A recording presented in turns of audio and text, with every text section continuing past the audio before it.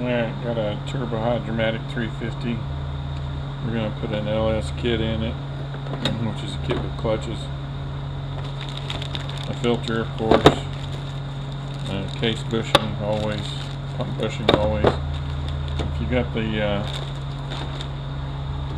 narrow bushing in the direct drum, should upgrade it to the wide one. We're going to put the wide one in it.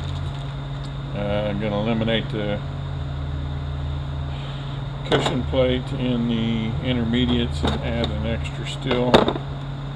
And I'm gonna see if I can do this at home. I got a lathe at home. It's not really made for this, but I'm gonna see if I can cut this piston down. I'm gonna add extra clutch and steel in there. If it doesn't go well, I got an extra piston. If it does go well, I'm gonna cut both of them down. So I got one here. That, or you can just buy one. You need one that's around 700 thousandths. What I did is I got my drum. Here, and I haven't changed the steels yet, but it doesn't matter. I'll show you what I did. First, I guess I need to put the piston in there.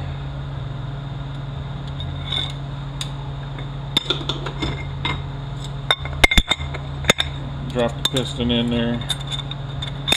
I got my clutches set up with what came in it, which is 4 clutches.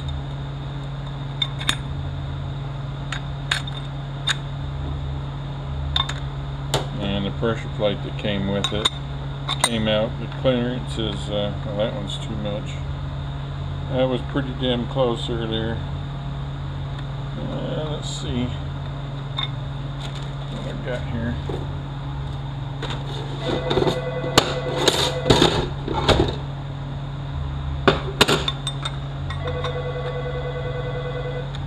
It's a bit much. We'll get a pressure plate. I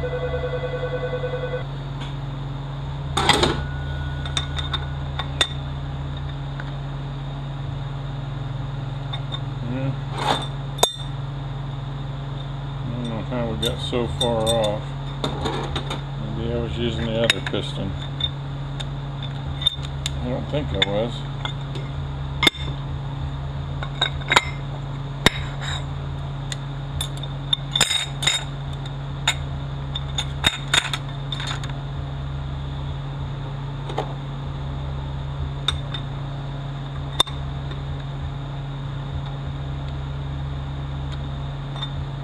Quite a bit.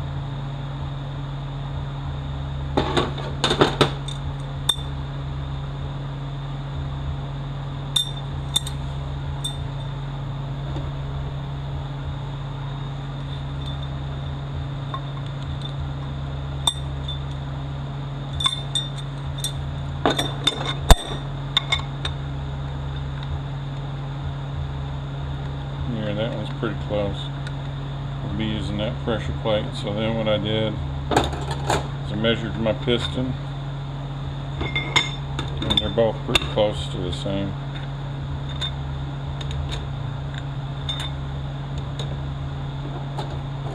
So I took an extra steel and a clutch, checked how much it was, it came out to 164 thousandths.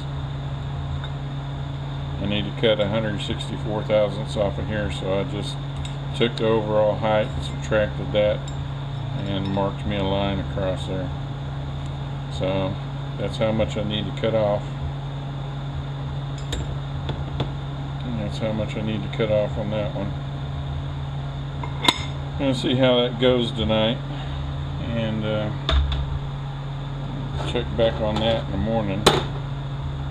But we can go ahead and build up the forward drum, even though we don't have the shaft for it yet. Putting the forward drum in it also, because this broke out back here, and I don't trust that shaft that came in it to be okay. And the forward piston looks like this.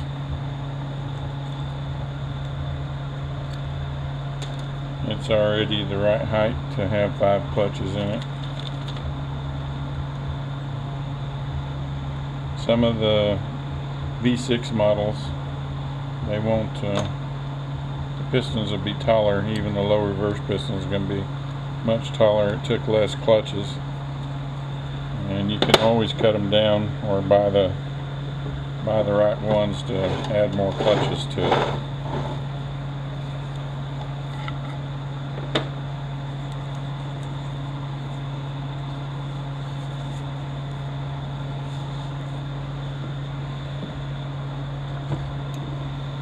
It's a lip seal tool that I use. It's not really a lip seal tool, it's a snap-on drawer lock tool, and that's what I've always used, and they work really well, especially once they get worn in.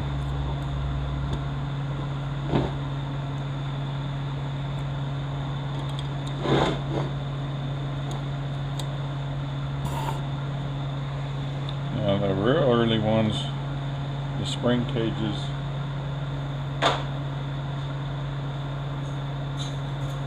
the springs weren't made onto here, they were just all loose in all the drums, even the low reverse, and it's pain stacking all that stuff up. You got the one that has more springs is your forward one. You go over to the foot press and put this in.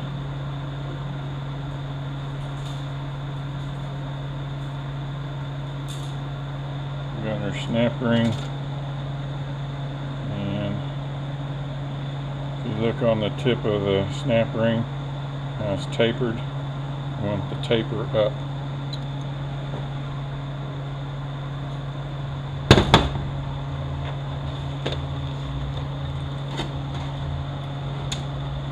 You can take the cushion plate out if you want to, but you're going to have a firm forward engagement.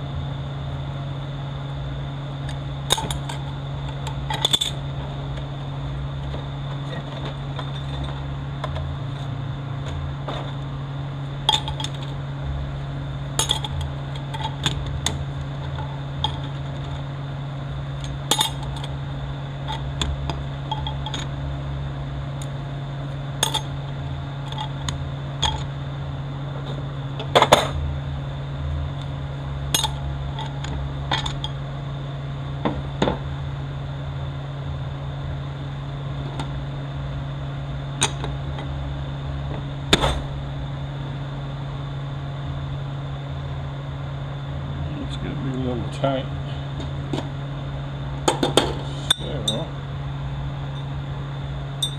now I got extra pressure plates that I ordered too, just so I can play with the clutch clearances in this thing.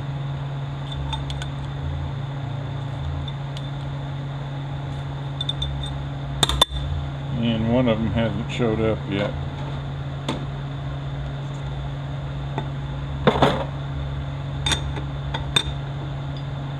Going to be about right. I can look at that. It's going to be a tad bit tight.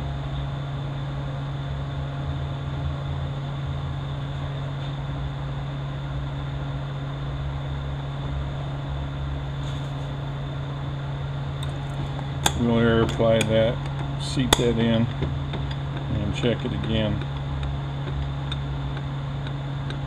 But I like that.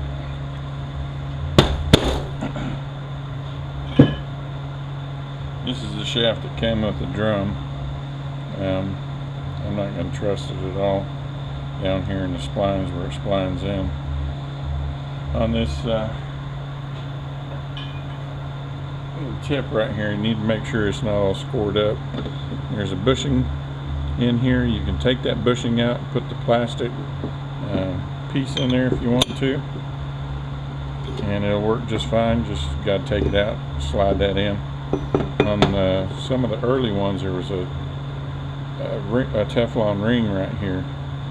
They don't give you that ring in the kit, so if it's bad, you're going to have to swap it out. Well, this kit gave it. No, it didn't. No, that's not it. I don't know what that one is, but that's not it. Let me go get the plastic one and show you. This is what it looks like. And it'll just slide in there once you get that out. Sometimes it's a little bit snug, but it doesn't matter. It'll slide right up over this. I'm not going to put one in this one. The bushing's going to be just fine. Somebody put bushings in this not that long ago.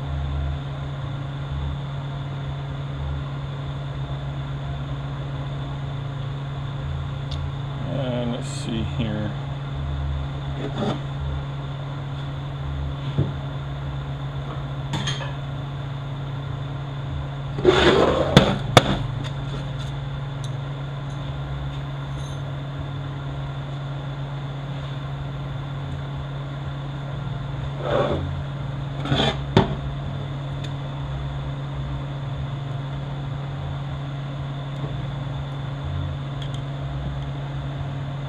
This O-ring's hard as a rock.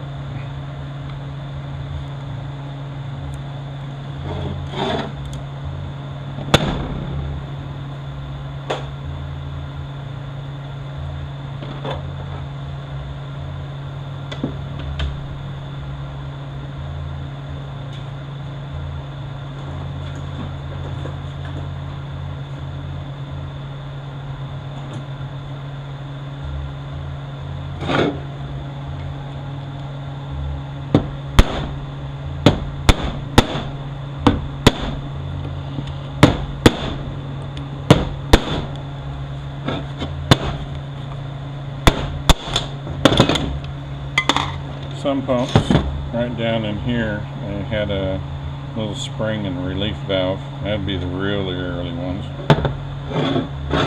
Let me go press this bushing in and I'll be back.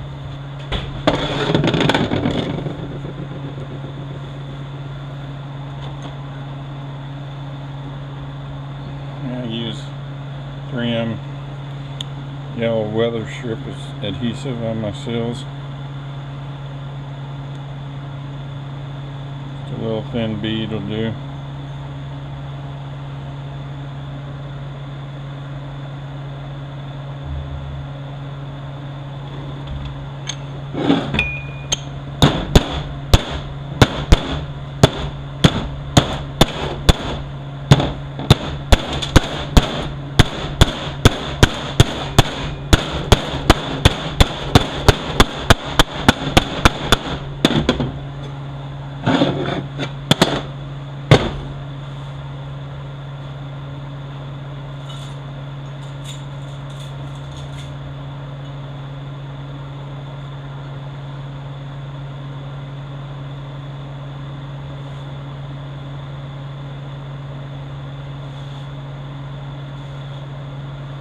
ID mark gonna go up.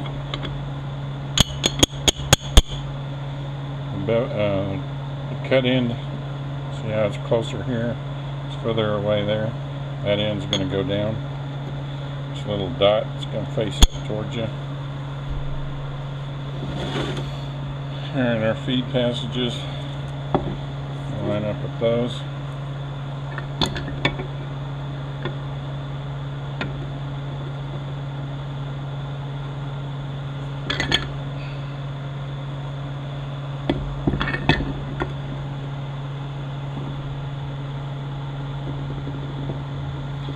Go.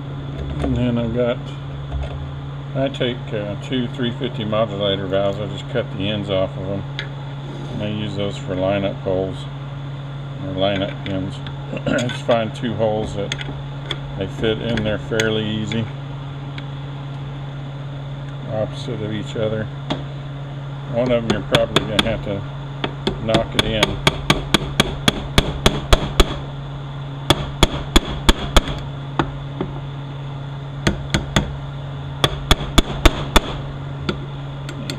Awfully tight. I'll find a different one to go into.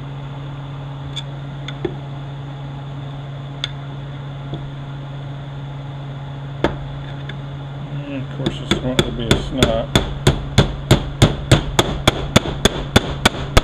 There we go.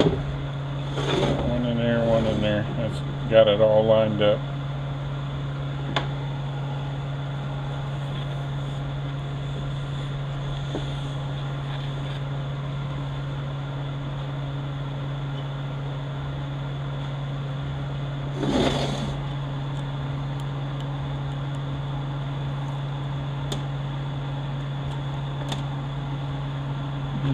the lips facing towards us.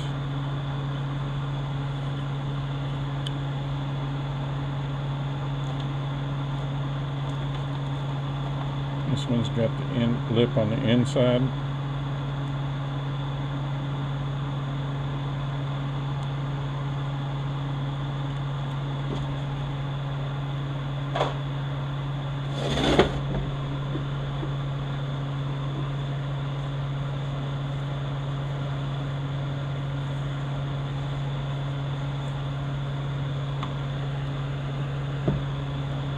Lots of lube.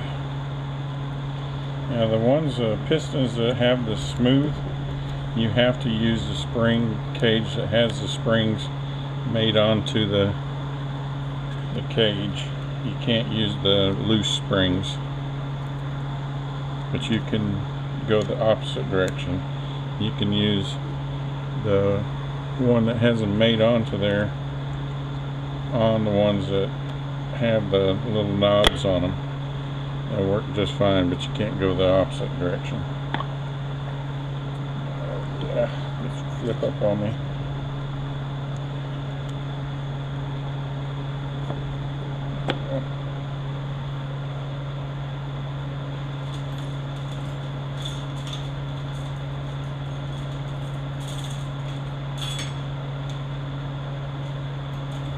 I'll leave my pump bolts, the ones that go on here, in the spring cage. You can keep them separate if you want to. They're just a little bit shorter. And then you just line your spring cage up. It'll only line up one way. And these bolts, let's see what they measure.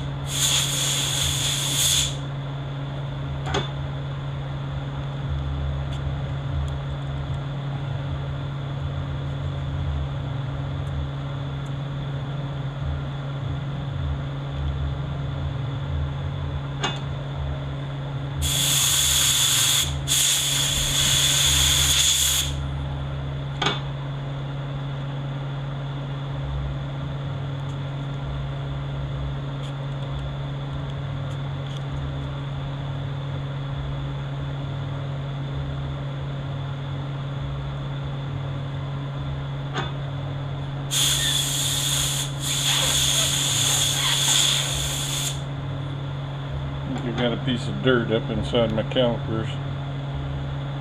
May have to take them apart.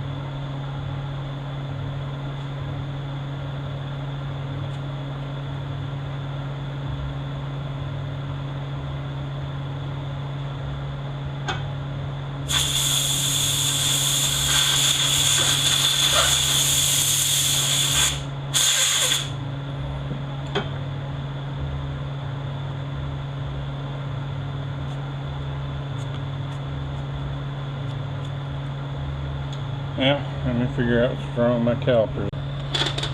Alright, I don't know what was up with it. Didn't see any dirt. Blew it out. It's fine now. So, inch 695 on these bolts. You got a bearing style and you got a washer style.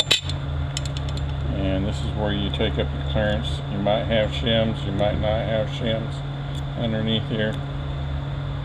Some have this little plastic ring here, some don't.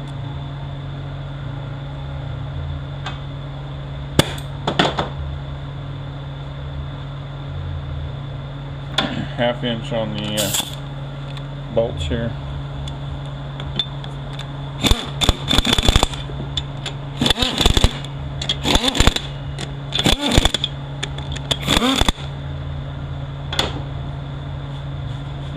want to make this a dual feed system, you would leave this sealing ring right here off. Well, there's a couple ways of doing it. If you want to do the way of buying a shift kit, you can. It's like somebody put solid rings on here. And we'll see how they fit in the drum. They don't fit worth a crap. And we're going to cut them out.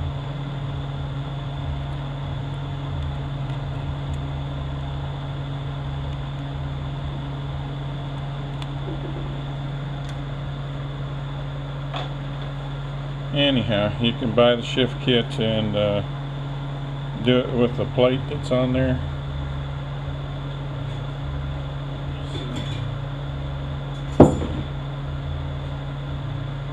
I'll give you this little plate that goes underneath here. It's got this cutout right here. This makes it a dual feed system, so you don't have to do anything but put this plate on. You can do it yourself by leaving this sealing ring out right here, leaving this lip seal out right here, and then plugging a hole in the case over there.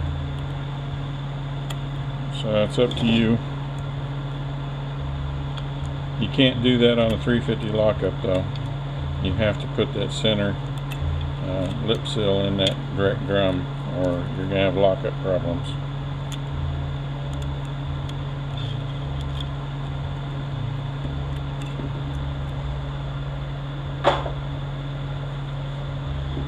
And here's a shim that they got underneath there. If you have a washer style, you have to have shims that have a notch in them, because the little tab of the washer goes down right here. We can leave that just like it is until we find out if our height's right.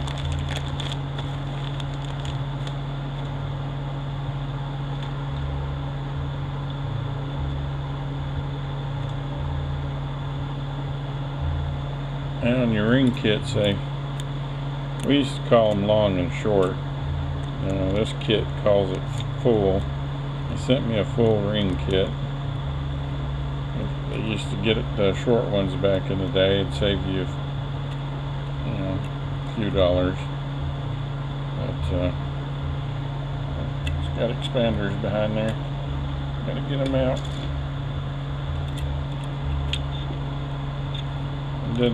It's not that much in cost difference.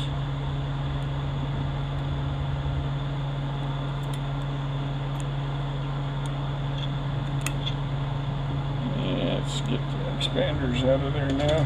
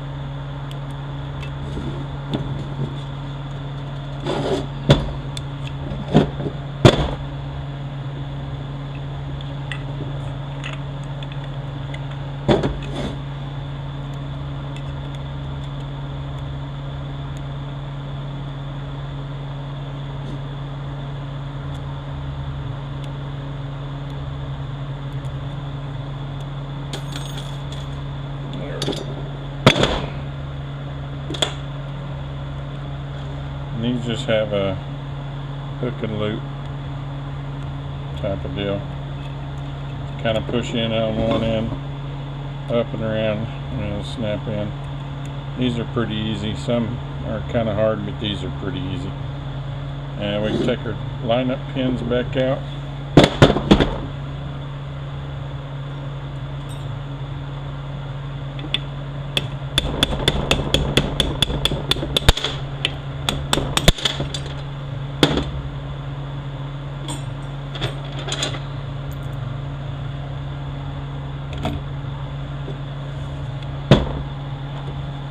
Put our O-ring on the back.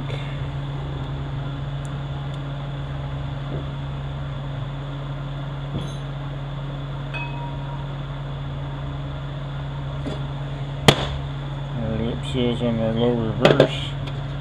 Looks like these are pretty hard too. Get you a scribe and just dig them out or break them. It doesn't matter.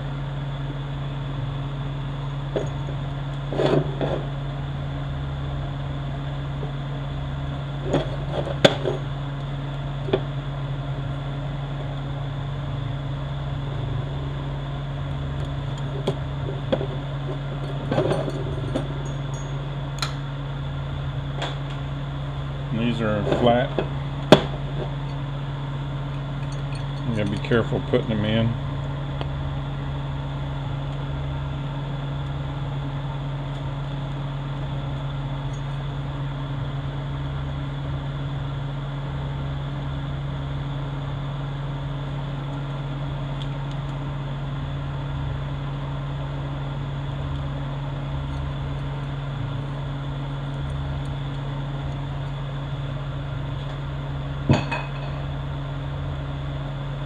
Alright, let me change camera angle.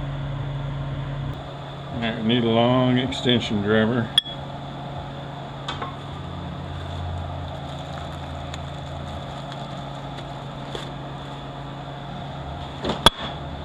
And put the little notches up. You see where the seam of the bushing is put together. We do not want to put that where this cutout is. We don't want these notches in that area either.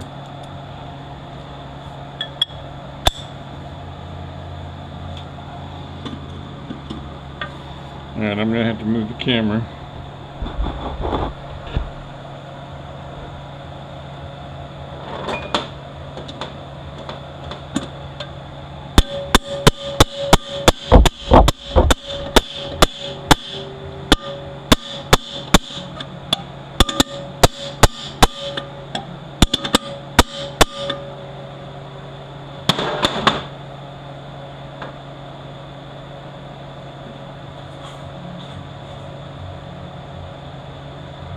We have to drive that in far enough that this lip on this bearing doesn't hit it.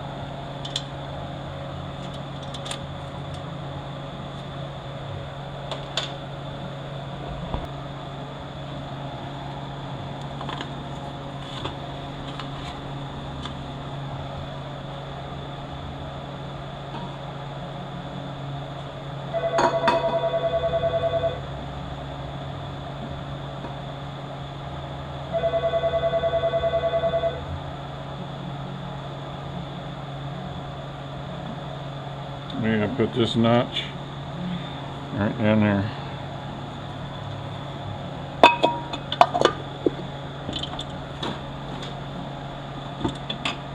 Just kind of wiggle it in until you get it where you know it's lined up. And just get you a long screwdriver and a hammer and tap it in. We got our spring cage. We're going to put the taper of the tips up again. And we don't want the opening over here. I mean, you can put the opening there, but don't put the snap ring like kind of just a little bit of the tip facing into there. You want it fully into it. I usually put it over at about the 3 o'clock position. We put our tool in for compressing the spring. Got this from Maytech Trans Tool. And I think there's other places that sell them now. I think Adapticase has a version of it, if I'm not mistaken.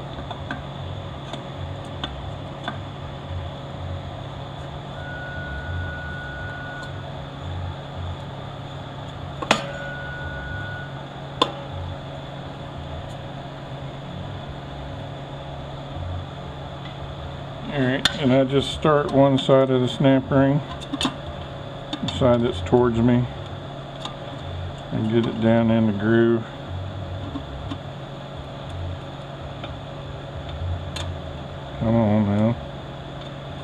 fight with me. This camera is kind of right in my way.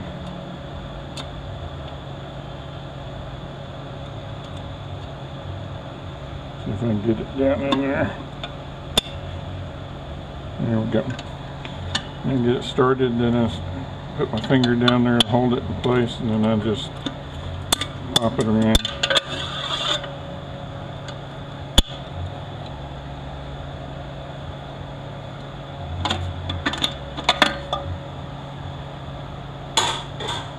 Alright, we can put our bearing in, lip down.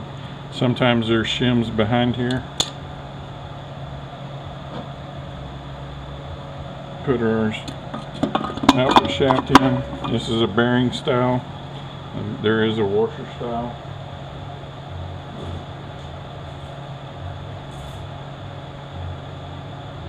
This is the bearing that goes in there. Rear planet. Make sure that the pinions aren't worn out like we did when we tore it down.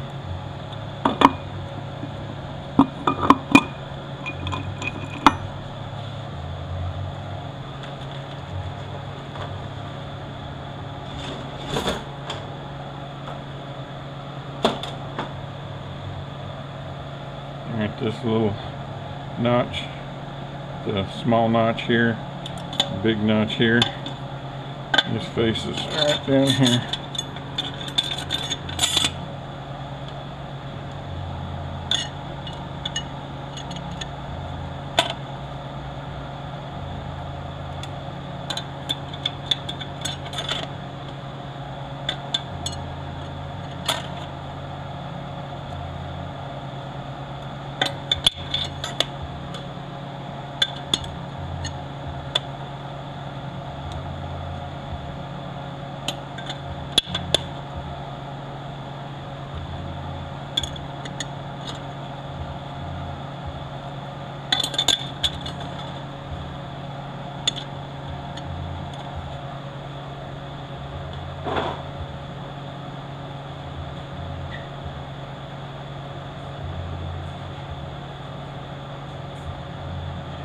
This is the original anti-clunk spring.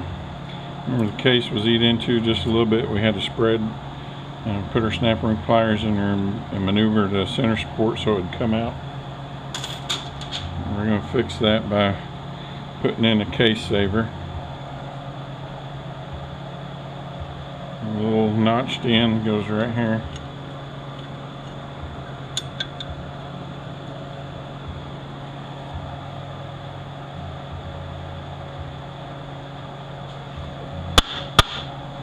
Make sure our sprag turns clockwise, locks counterclockwise. This big opening here, sit right here.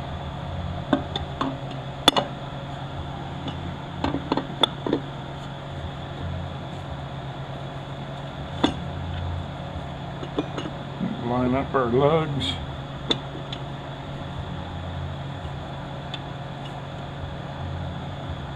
Oh no.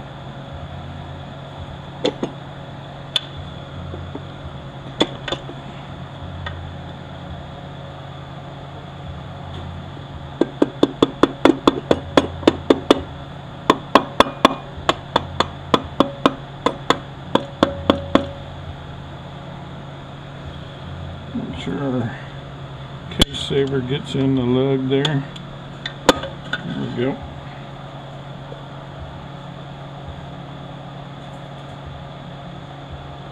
Our snap ring, our opening is going to go behind that part that's sticking up on the case saver.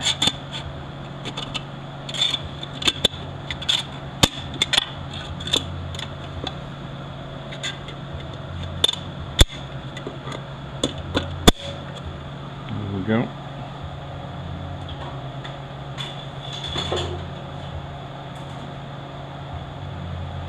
Our 4-tab washer, there is a metal version of this.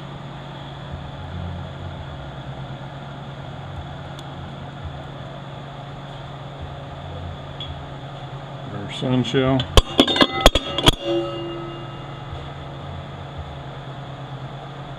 front planet. There is a bearing style of this. This is the washer style.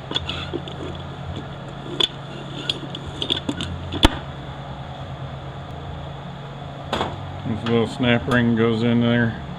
Put the taper of our tips up again.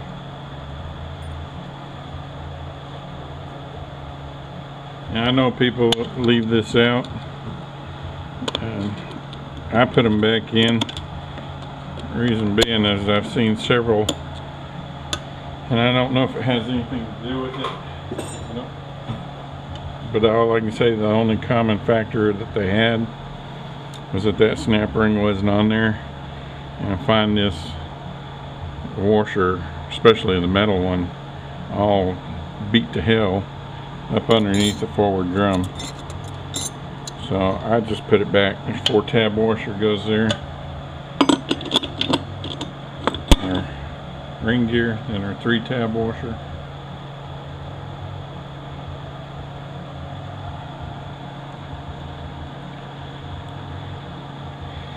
And we're pretty much stuck there until I cut that piston and I get my input shaft. So I'm gonna leave it right there. Now this hole right here is the ones you're going to plug if you want to manually do the dual feed yourself. You just thread that and then cut you a bolt off and slide it and screw it in there. Just plug it off. It's not going to go anywhere, so you don't have to worry about it. Just need to get it down below flush. Alright, I guess we'll be back sometime tomorrow. Alright. I have a mini lathe at home. It's really made for woodworking, but what I did is I chucked this up in the lathe in here and marked my line, and I got a hacksaw and I got it to where it was just about cut through, and I finished it by hand and I filed it flat. So it came out a little bit lower than what I wanted to, but I was able to play around with it to get my clearance right. And I'll show you what I used to get that all done. And you can do the same to get your clearance right.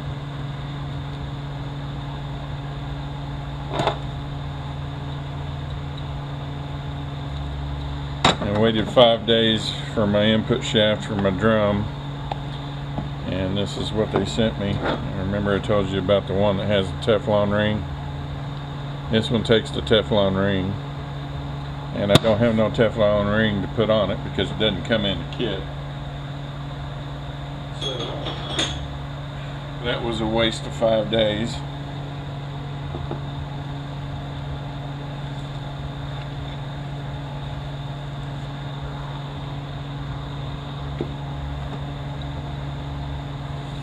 Parts people are killing me.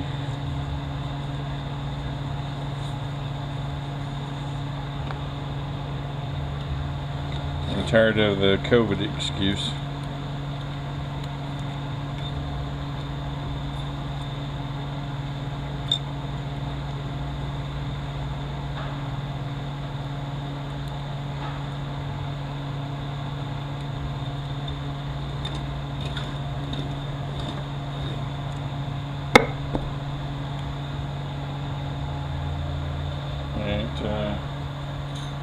Got a return spring for here, and we're going to put the taper of our tips up, and we're going to put it away from one of these notches. Alright, my bottom two steels are 90 thousandths, and then the rest of my steels are 68. I'm going to keep the openings together.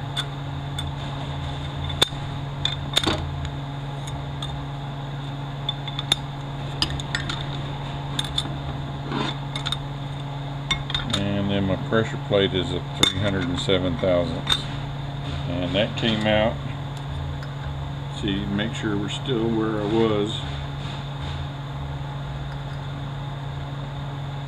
Yeah, we're still around 55 thousandths. And that's what I got on both drums.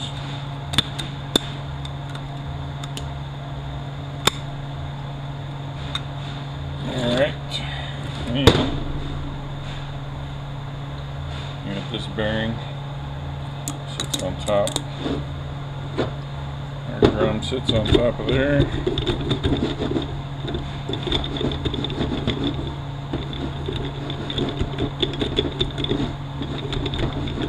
Alright, now let's drop.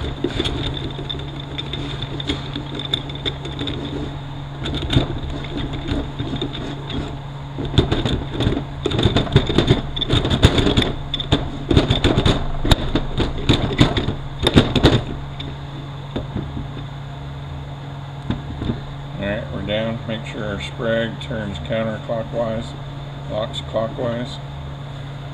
And I gotta change camera positions now. Alright, we're gonna drop our drums in there.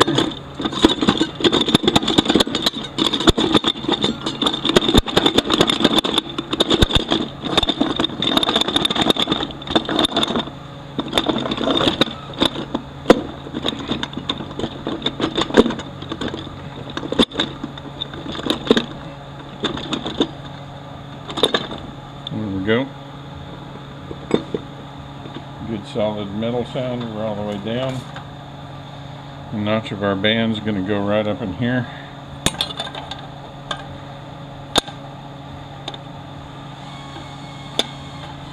And push that down into place. We got our pressure plate. We got 2 notches and we got 3. The 3's going to go down here and 2's up here.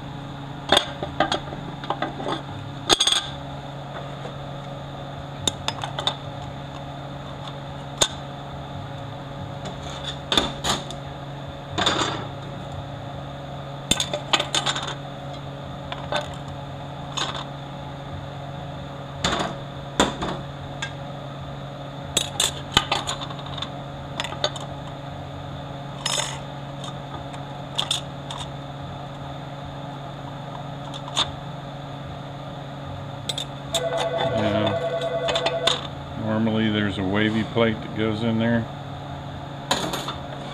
I'm going to put another steel on top.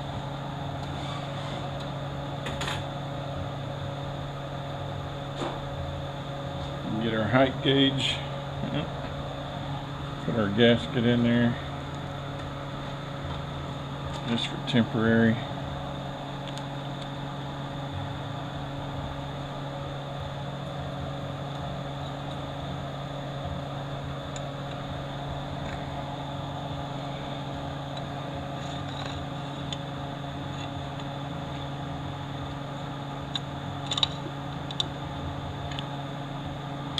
Actually, let me go on this side so my knob's not in the way.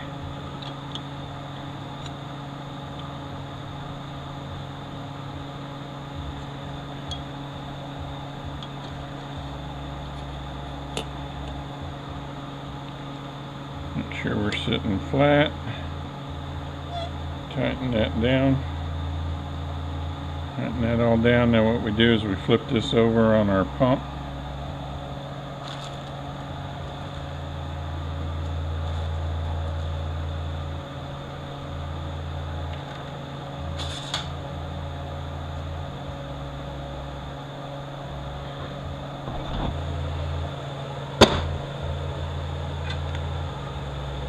Flip that over on our pump.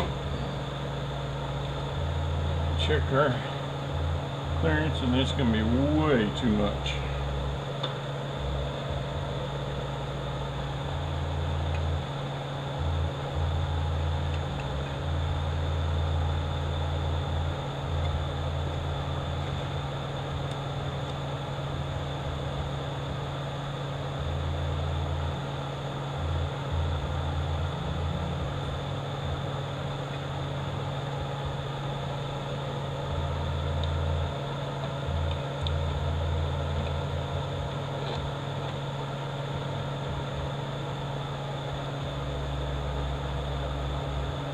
Okay,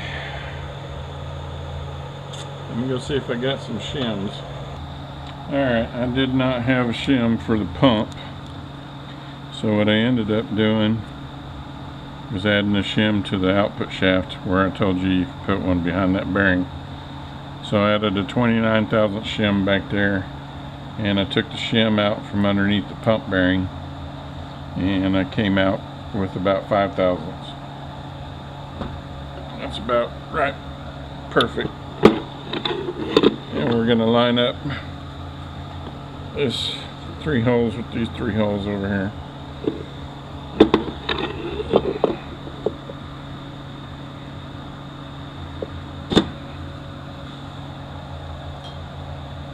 And we got pump washers on here. We can knock them loose, and sometimes they'll just come right off. Other times you need to put a pair of pliers on here and you can run them off with an impact.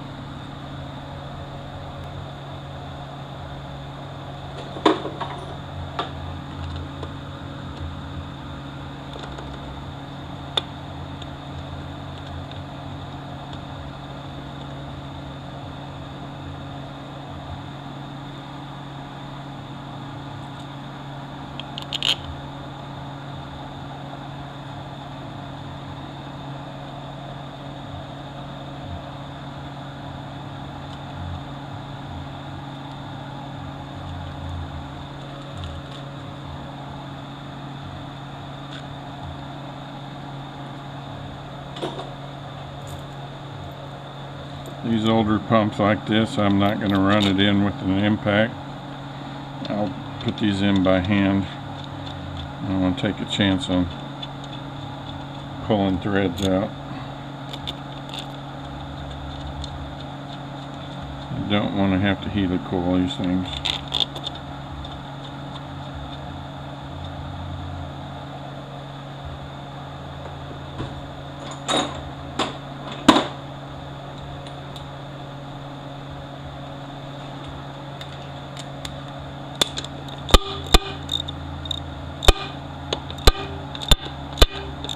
I normally do this with the speed handle, but the camera's right in the way.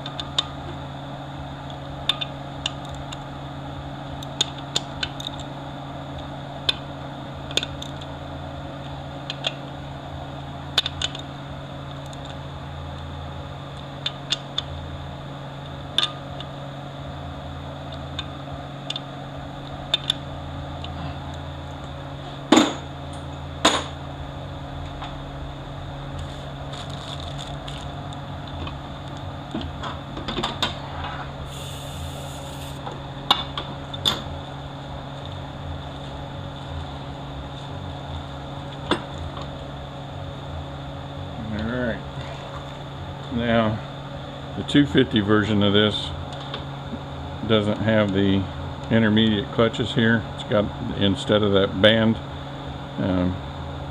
being like it is, it would have a band adjustment coming from the outside, and you would have to put the servo in first.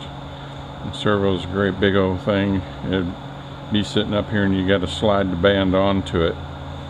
So you would put the servo in, put your band on, then put your pump in, and then you would adjust it from the outside, and no intermediate clutches. no piston on the back of the pump.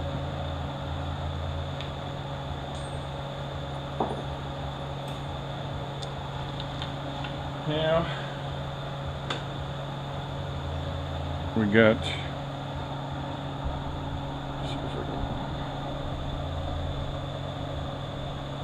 get a better view. Our spring is a free height, inch 234.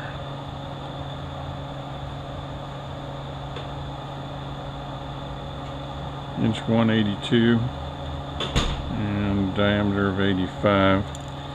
And there's a little cutout in there, and that fits down on that. You got this spring seat that's going to sit on top of that. And then on your pin, you got this little washer. It's 55 thousandths. Outside diameter 528. Inside it's 314. And then your pin, they're all the same, but the pin is 2865. The washer goes on here. Accumulator goes on here. You can change these Teflon rings if you want to. I never have.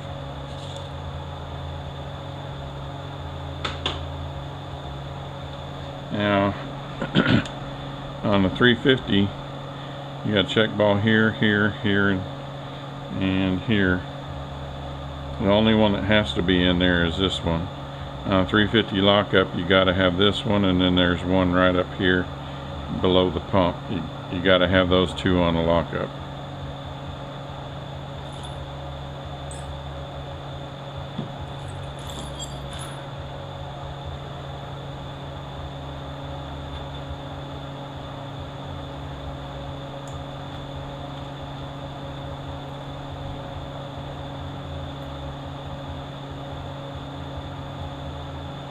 They're all 1/4 inch balls.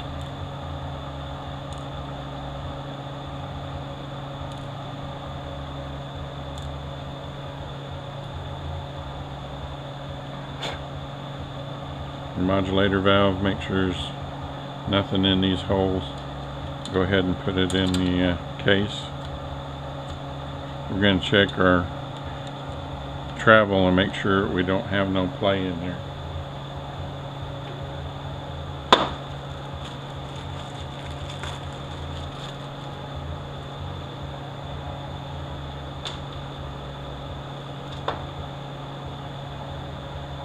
Go ahead and put our O-ring on our modulator. Stick that on.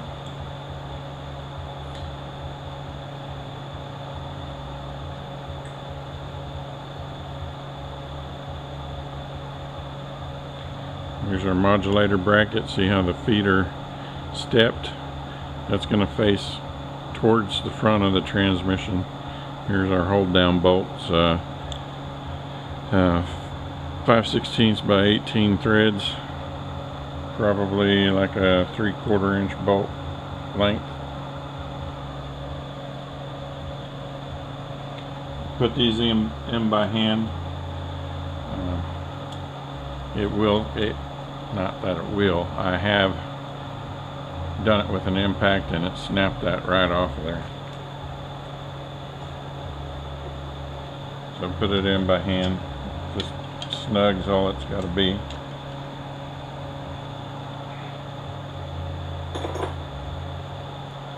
Then we're going to get in here and make sure that our valve is right up against the modulator and it don't free float.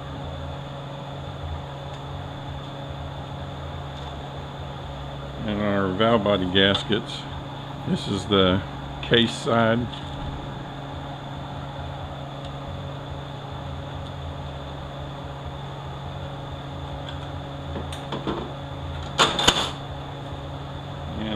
Separator plate, if you want to beef up the shifts, it's 3rd and 2nd, and then the accumulator hole's already been blocked off on this plate.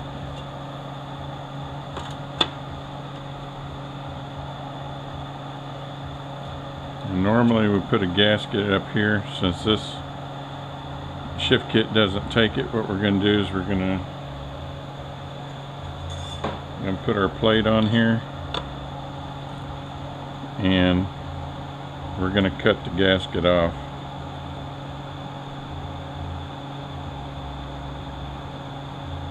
We're just going to mark around here and cut the gasket.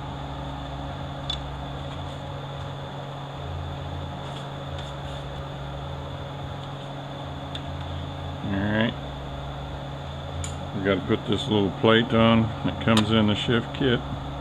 Might have to trim that back just a little bit more. And put this plate on top. It doesn't hurt to flat sand all that.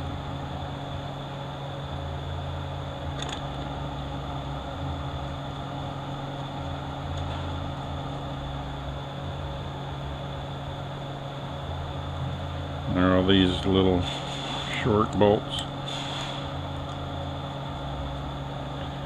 Right up in here by the linkage, you're going to have to get it low enough that you can get the linkage to move.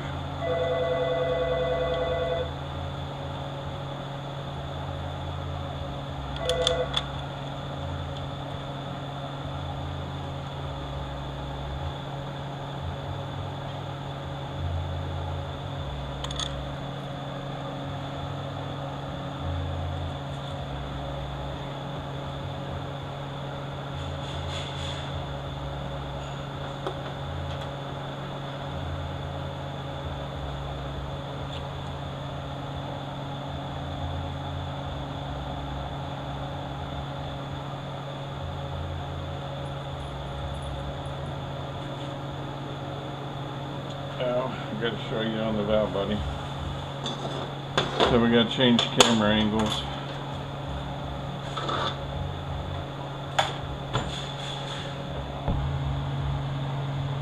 Alright, on the valve body. Just make sure that all your valves are free and none of them move just extremely too easy. There should be quite a bit of resistance, especially on this one. Not as much on that one or this one, but there still should be quite a bit. I've only ever seen the spring in here break like twice, so it's not a very common occurrence. This accumulator right here gets you a big pair of pliers. I thought I got these pliers from Harbor Freight. Turns out I didn't. I got them from Craftsman. The name is really faded on there. Get you a rag and put over here because fluid's going to come out.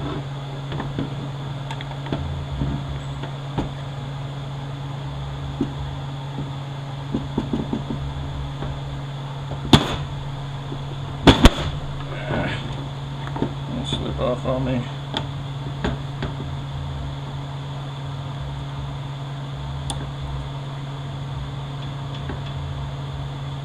There's really no need to take this off. I'm just going to show you what's in there. There's a couple things that you can do. If you wanted to firm up the shifts, you could block this off, take the spring out and block it. That's a real pain. You can take the spring out, which I've done. I just leave it alone. If there's a Teflon ring in here, it normally does not come in the kit. Let's see if they gave it in this one. It looks like they gave it in this one. There's just a spring in here and this Teflon ring. I've never replaced them.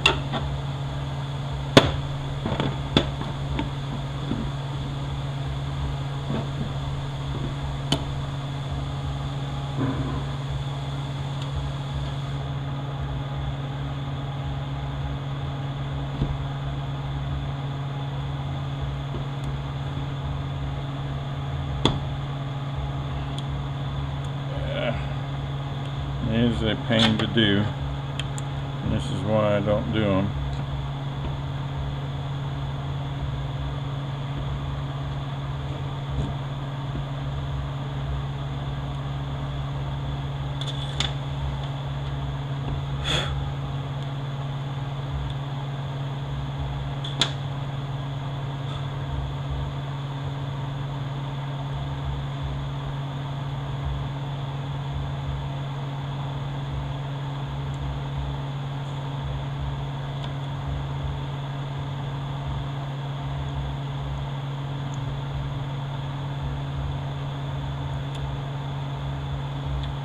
looks like it just broke. So, yeah. So, I gotta get a new one. So it's gonna be tomorrow before we can finish this up. I'm gonna go ahead and finish up the rest of this unit. The accumulator goes in here. I don't never change these either. Normally I just block them off. But since this one's already got everything done, it goes in and the spring goes in. And I'm going to put the O-ring on here up against that ledge right there.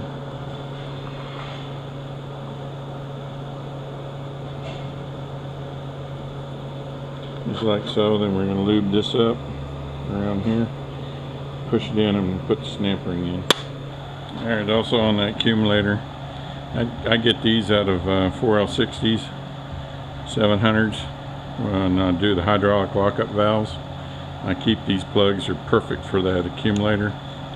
The length of them is 2" 304, and outside diameter is 799. Doesn't really matter about the diameter so much, but it fits in there perfectly and it's the right length, and it just blocks that off. Now on your modulator, on your governor, just make sure that the valve in there is moving nice and free. And if you want to change the shifts, you change these springs in here, and then if it's still not enough, you're going to be changing the weights inside there. But I've never done that. If you don't have the clip to hold the cap on, don't put the O-ring here, just put silicone around here.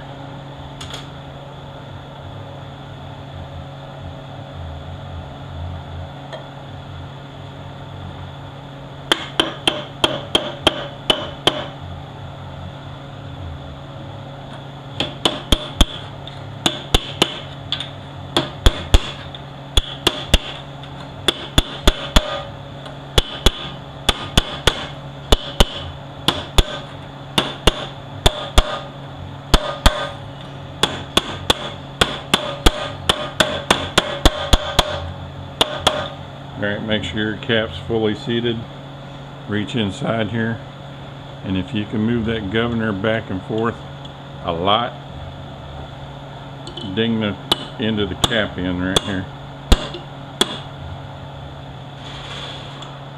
You want just a little bit of play. You don't want it too tight, but you don't want it floating around too much either.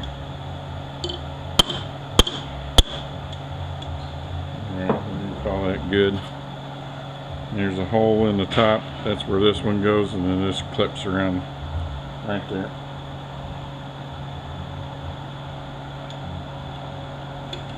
Now 4x4s, you usually can't get that clip on there. Alright, on our speedometer.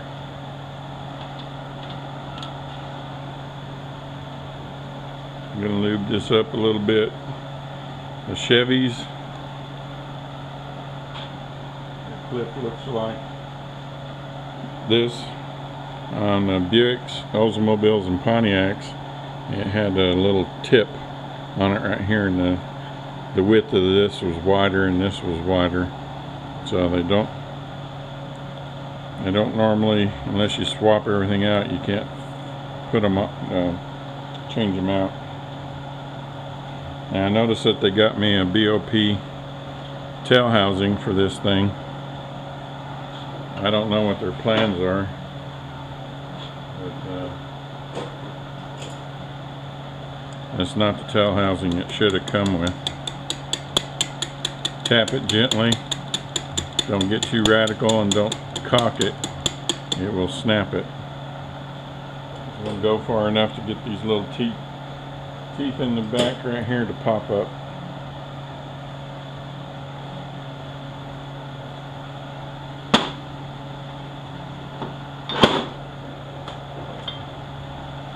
Alright.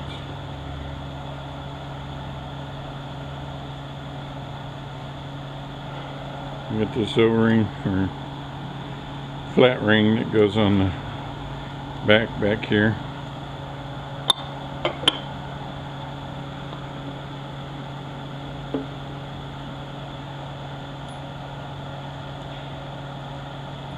It's 4 9/16 headed bolts.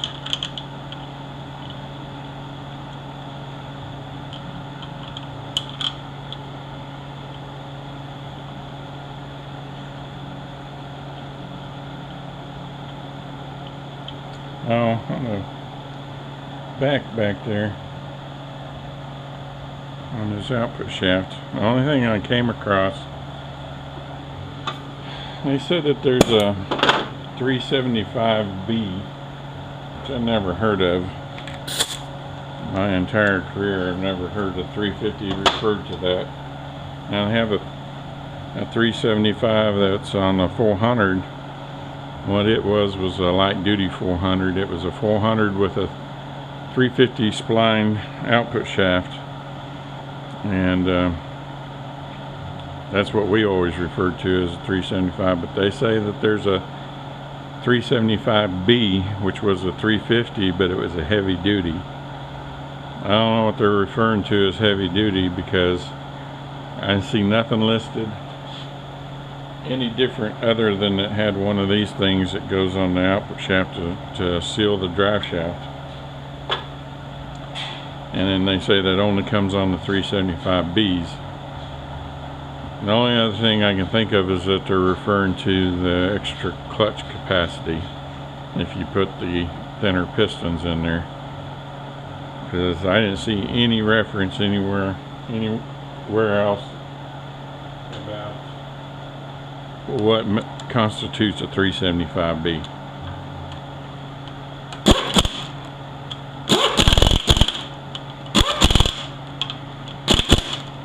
They do make a hardened sprag race for the intermediates up there, but that's not from the factory, so I don't, like I said, I don't know what they're referring to.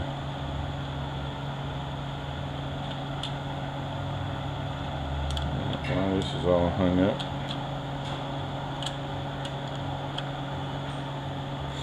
Go ahead and tighten this down. Sometimes these bolts right here are 9/16 also.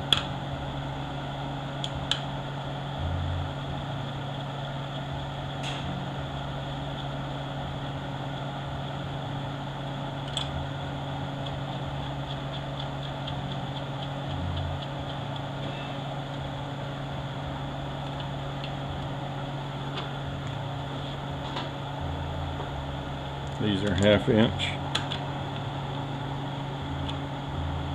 No, they're not. They're 9/16.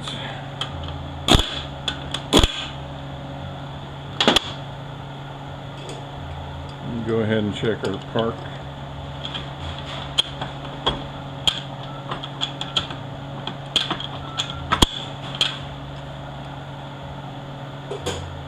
And go ahead up here.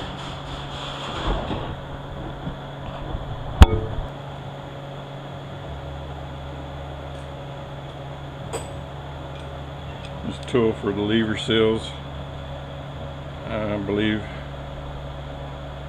I got mine from Trans Tool, and this Snap-on truck sells them too. I'm gonna get them from there.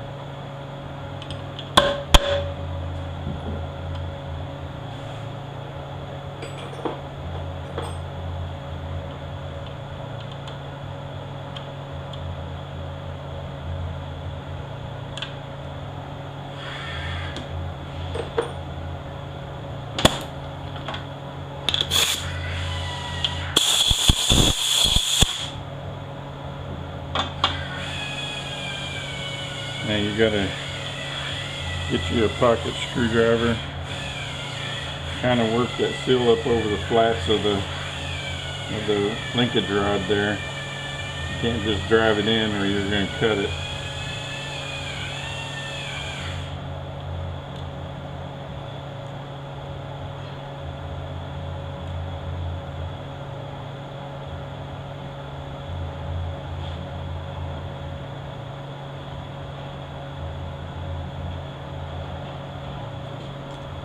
Alright, then there's the installer.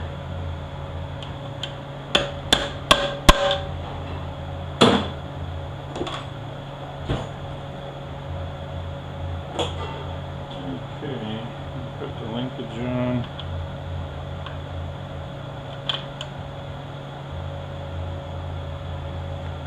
This is a 15 on here. The early ones were a 9/16. So since this is a 15, more than likely the kick down bolt over there is going to be metric too. It would be a 10. If it was American, it would be either 3/8 or 7/16 head.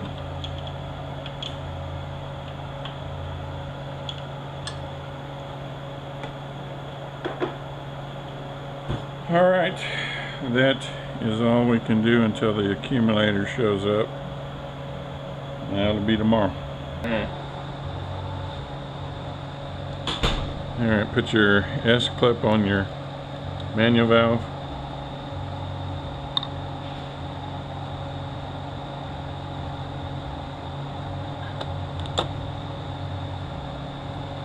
Probably should use some line-up pins for this, but we should be able to get it.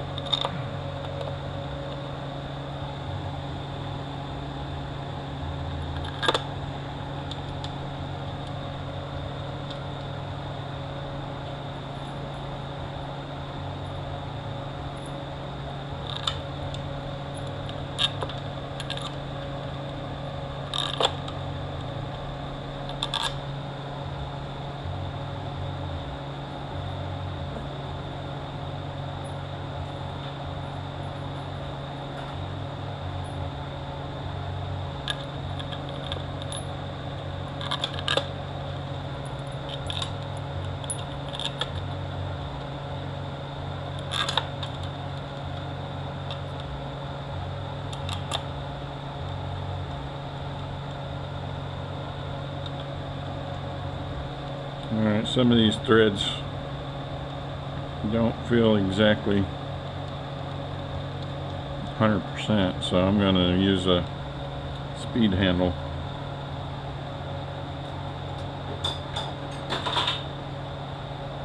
Hopefully we won't have to put no helicoils in.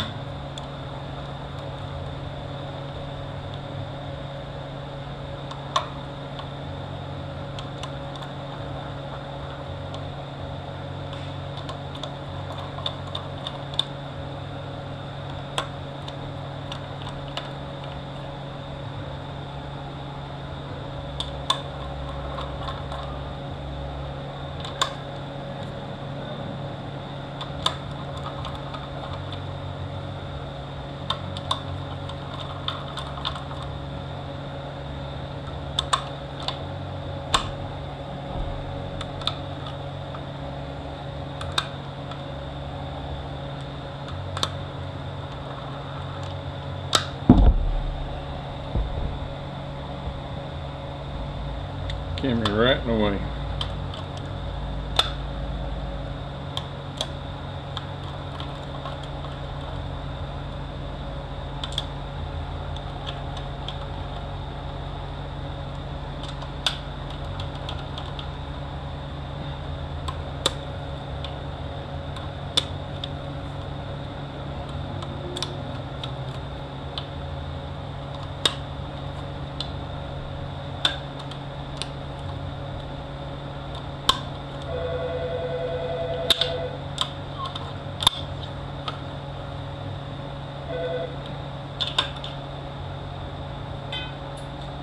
Put our detent on.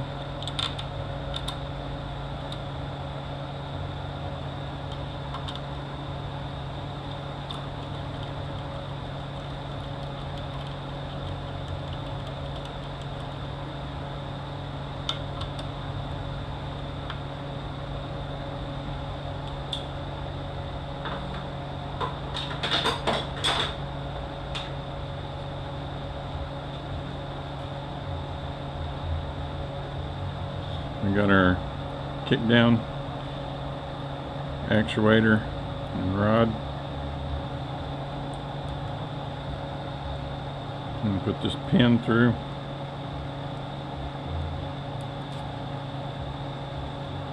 This part goes in this little notch up here.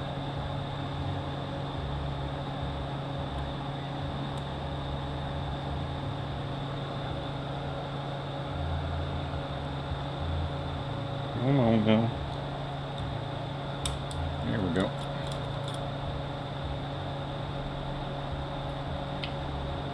We got these 2 bolts for the filter.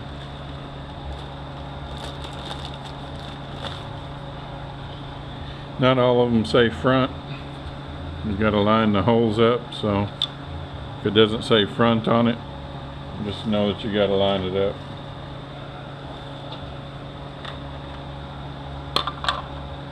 Filter gasket.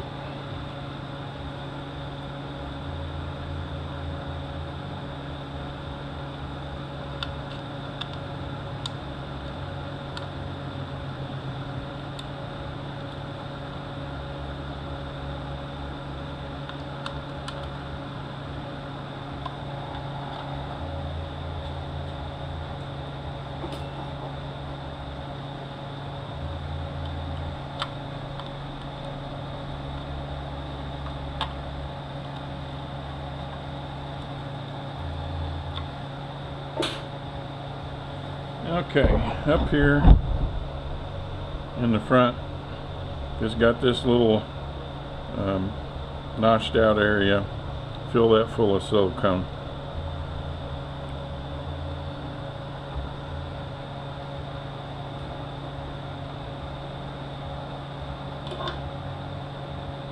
These things like to leak through here and make it look like it's leaking out the front.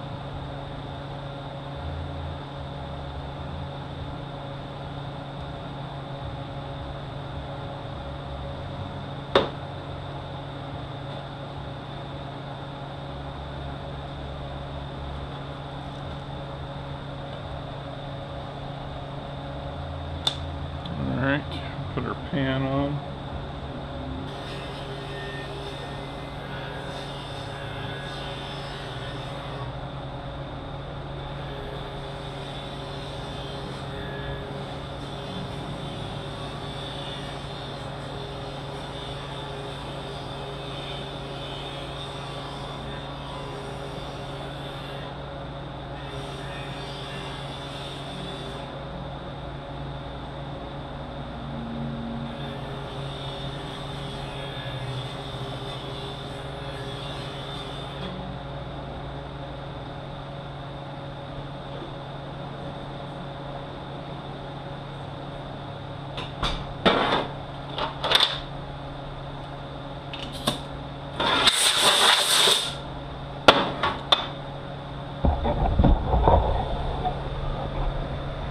Okay, these pins are always bent, so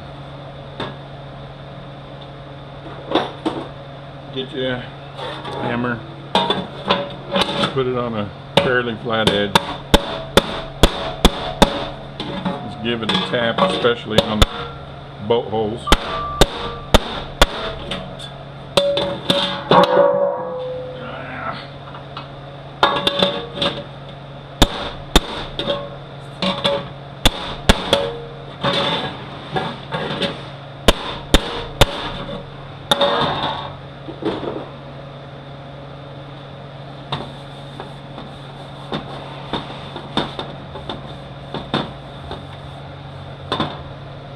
Do yourself a favor, put a thin bead of silicone around there.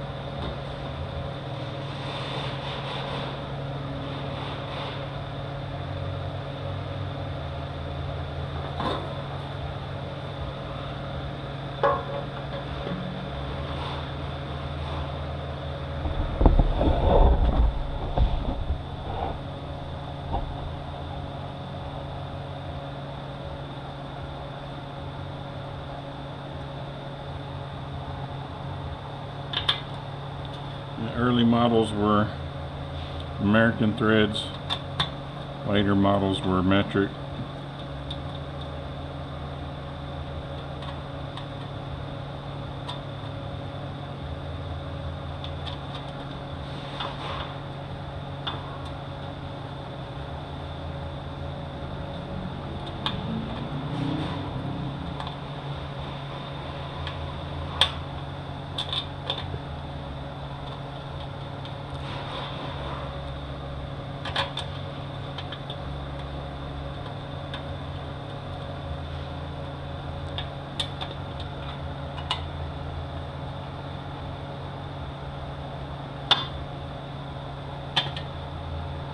These two bolts over here are for the shifter.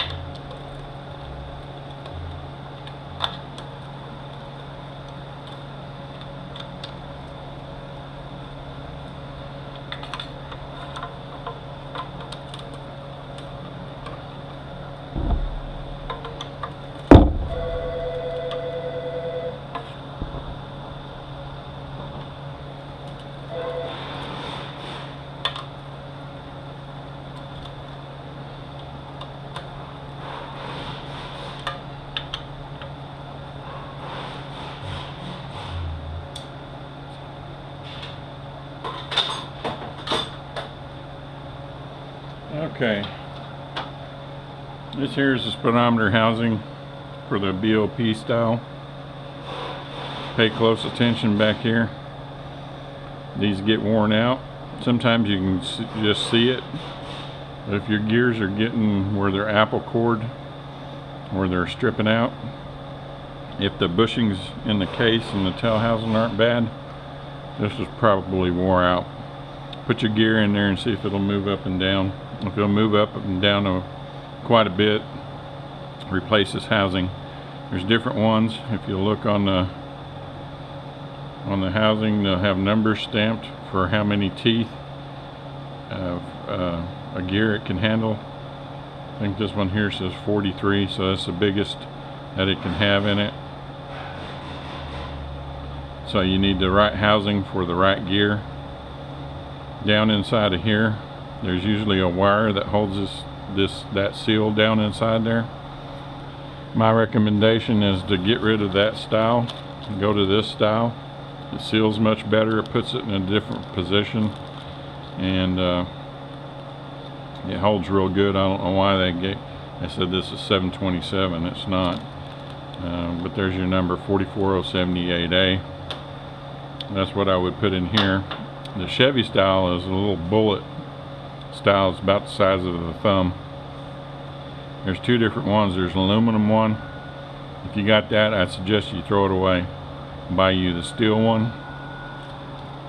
And the steel one, you'll need these metal clad speedometer seals to go in there. There's your number for that, 44078. Here's the outer speedometer seal for the big one. There's the outer seal for the Chevy. Let's see.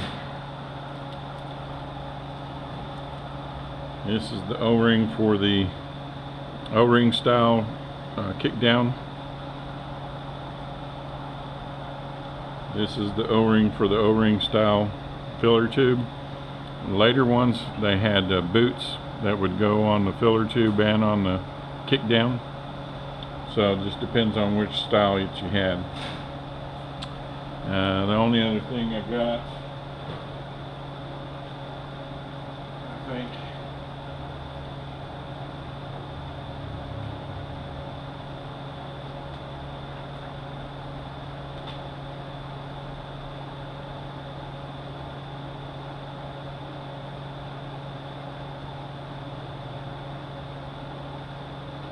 I said that on the 375. that it had more high reverse direct clutches. So that's what we was talking about, had smaller pistons, you put more clutches in it, and it had a longer output shaft and extension housing. Well, they made 3 different ones. They had a 6-inch, a 9-inch, and a 12-inch.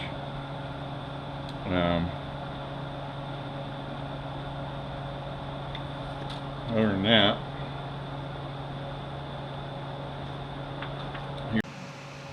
alright, take 2. Hopefully this is not going to be blurry.